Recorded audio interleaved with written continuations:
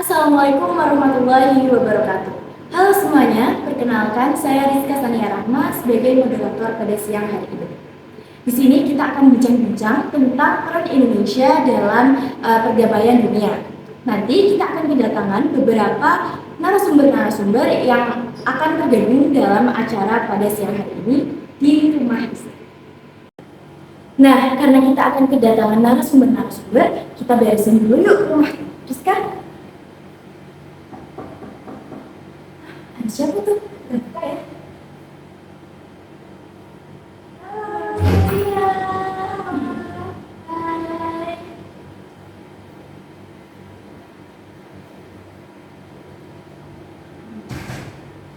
Nah, jadi ini narasumber kita pada talk show hari ini. Silakan dulu.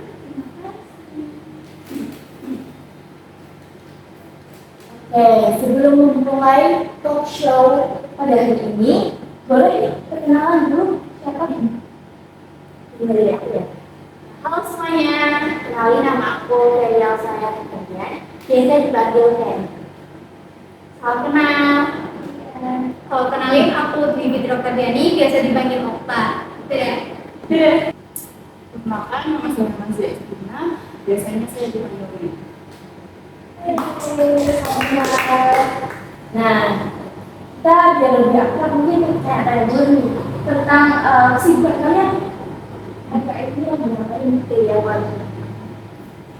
Kalau aku sendiri masih bingung, kayak sibuk minapin tugas-tugas buat registrasi ulang di SNBP. Karena kemarin alhamdulillah dinyatakan lolos. Lalu juga ini kan masih puasa ya, kalau lebaran nanti rencananya habis lebaran mau mencari Nggak naik. Kalau mas saya sendiri sih mau ke Lawu, kalau saya sendiri nggak tahu mau ikut ke Lawu atau ke Gimana. Seru ya. Terus nanti buat yang mau ikut bisa langsung Langsung DM gitu. Kalau kesibukan aku sendiri itu sama kayak Ferry itu masih ngurus-ngurus berkas buat SN, kan udah keterima di SNBP, itu ngurus-ngurus berkas yang dibutuhkan. Terus juga nanti bulan Agustus itu kan ada PKKMB, itu juga nyiapin diri buat masuk jenjang yang lebih tinggi. Kalau saya sendiri itu lagi sibuk belajar buat UTBK. Semoga lolos. Jadi itu kesibukan para mahasiswa kita nih. Nah, kemudian kita akan membahas tentang peran Indonesia dalam menciptakan perdamaian dunia. Indonesia itu kan sangat berperan penting ya. Kemudian yang saya tahu itu ada yang namanya OKI. Itu tuh apa sih? Mungkin dari kalian sudah tahu? Ya, menurut saya, OKI itu organisasi konferensi Islam. Jadi OKI ini organisasi internasional yang terdiri dari anggota-anggota negara Islam di dunia. Terus OKI itu didirikan pada 22 September tahun 1969. Yang memperakasai itu adalah Raja Faisal dari Arab Saudi sama Raja Hassan II dari Maroko. Kemudian untuk tujuan dibentuknya OKI itu apa sih? Jadi tujuan OKI itu untuk melindungi tempat-tempat suci di dunia, terus ada mencegah diskriminasi atau sifat membeda-membedakan itu, sama meningkatkan solidaritas. Jadi buat para teman-teman yang bisa OKI, jadi itu ya penjelasan. Selanjutnya ASEAN. ASEAN itu mungkin udah cukup sering terdengar ya telinga kita. Mungkin bisa dijelaskan ya ASEAN? ASEAN itu dari singkatan Association of Southeast Asian Nation, jadi itu adalah perkumpulan negara-negara di wilayah Asia Tenggara. Jadi itu di ASEAN ini diperkuasai oleh 5 negara. Jadi ada dari Indonesia, Malaysia, Singapura, Thailand, dan Filipina. Dan ini tuh diprakarsai oleh Menteri Luar Negeri dari masing-masing negara tersebut. Ada dari Tun Abdul Razak dari Malaysia, ada lagu dari Indonesia, ada tangan-tangan dari Thailand, ada Narcissus Ramos dari Filipina, dan ada Esa Datang dari Singapura. Kemudian anggotanya mungkin sih pastinya bertambah ya. Nah, anggota-anggotanya itu yang baru siapa aja sih? Dari materi tadi ada tambahan 5 negara lagi, ada Indonesia, Laos, Myanmar, Vietnam, dan Kamboja. Benar-benar ya dari ASEAN ya.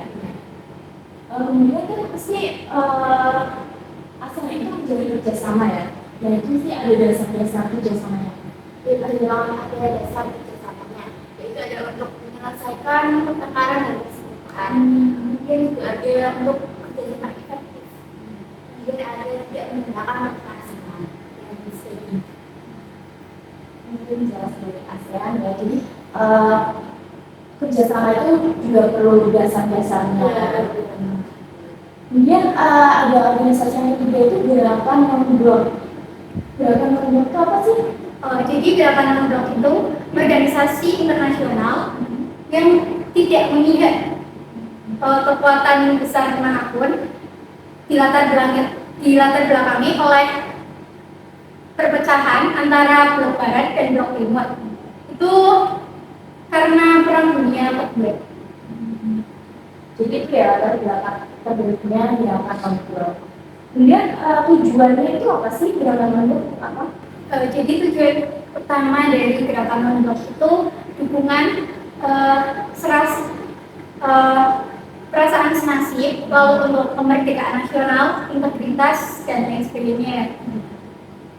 Terus gerakan non-blok ini awalnya itu pada tahun 1955 dan awalnya diselenggarakan di Bandung. Oke, jadi selanjutnya itu ada deklarasi Juanda yang turut serta dalam menciptakan perdamaian dunia. Jadi deklarasi Juanda itu adalah salah satu bentuk perjuangan Indonesia ya untuk memperjuangkan wilayah lautan Indonesia yang merupakan satu kesatuan hukum dalam berbagai aspek, ada aspek politik, sosial budaya, dan pertahanan dan keamanan. Jadi itu adalah salah satu bentuk dari perjuangan bangsa Indonesia. Kemudian dari abad ke-20 itu ada nanti 1939. Jadi itu adalah batas wilayah kawasan Indonesia itu sejauh 3 kilo. Nah, sedangkan wilayah Indonesia itu kan jaraknya jauh Pak, cuma 3 kilo aja. Jadi itu menciptakan kantong-kantong kosong di antara pulau-pulau Indonesia. Jadi di antara pulau Indonesia itu adalah wilayah lautan yang bebas, sehingga memudahkan laut-laut kapal-kapal asing dari Belanda. Iya. Dapat saya ingat. Sehingga memudahkan kapal-kapal asing dari Belanda maupun negara lain untuk masuk ke Indonesia. Jadi itu menunjang jalan kan di antara pulau-pulau, tapi ada kapal asing yang masuk. Tapi Indonesia nggak bisa melakukan apapun. Sebelum RUU itu selesai, terus setelah kabinet Ali itu dibuat dan dijalankan oleh kabinet Juanda, mulai dari tanggal 1 Agustus 1957, Juanda itu mengangkat Mr. Mokhtar untuk mencari dasar hukum supaya Undang-Undang 1939 itu bisa dihapuskan, bisa dihentikan. Akhirnya ketemu dasar hukum bahwa dibutuhkan di antara wilayah-wilayah kepulauan Indonesia itu kan tidak boleh ada kapal kosong supaya mempertahankan keamanan dan perdamaiannya. Akhirnya dibuatlah peraturan yang disebut dengan deklarasi Juanda yang akhirnya wilayah laut yang tadinya sejauh 3 mil akhirnya menjadi 12 mil. Perjuangan Juanda ini tidak sia-sia, akhirnya bisa membuahkan hasil yang menjadikan wilayah Indonesia itu menjadi satu kesatuan hukum, tidak ada kapal kosong yang tengah-tengah itu. Jadi deklarasi Juanda itu untuk menyatukan wilayah. Selanjutnya itu ada KAA. KAA itu apa sih? Jadi KAA itu Konferensi Asia Afrika, yaitu konferensi yang beranggotakan negara-negara Asia Afrika yang memiliki kesamaan, yaitu negara-negara yang baru merdeka. Hal-hal yang melatar belakangi dari Konferensi Asia Afrika ini itu karena kesamaan nasib negara-negara pasca Perang Dunia Kedua. Oke, jadi itu tentang sedikit tentang KAA ya. Dan terakhir itu ada JIM. Ada JIM. JIM itu Jakarta International Meeting. Jadi itu kayak gitu. Jadi pada akhir tahun 1978 itu terjadi bentrokan antara Vietnam dan Kamboja. Jadi Vietnam itu menyerang Kamboja dan membuat Kamboja itu sengsara. Jadi JIM itu terjadi 2 kali. JIM yang pertama itu sekitar tahun 1988, lalu JIM yang kedua itu di tahun 1989. Dan itu puncaknya itu pada tanggal 23 Oktober tahun 1999. Ya.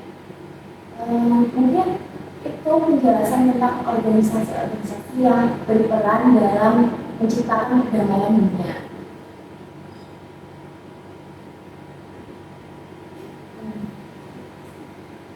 Cukup sekian dari saya. Terima kasih, mohon maaf bila ada salah kata. Sampai berjumpa di talk show berikutnya. Bye-bye.